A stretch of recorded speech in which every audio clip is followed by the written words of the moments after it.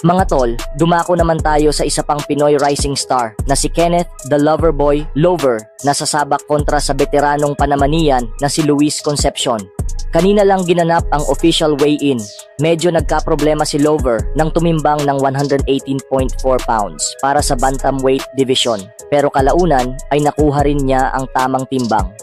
Samantala, si Concepcion ay pumasok sa 117 pounds at kitang-kita ang kondisyon ng dating world champion. Siguradong magiging magandang laban ito pero hindi magiging madali para kay Lover. Mas may karanasan si Concepcion at dati na rin siyang world champion. Posible maging daan din ito sa Pinoy para sa isang world title.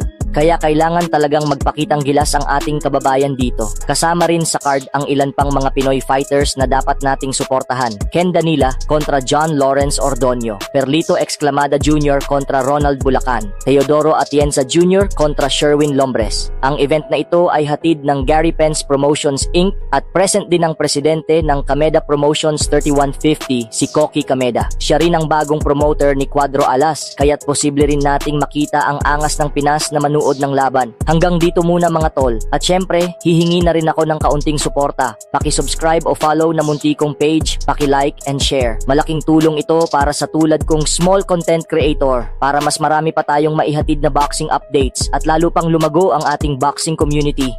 Maraming salamat, hanggang sa muli.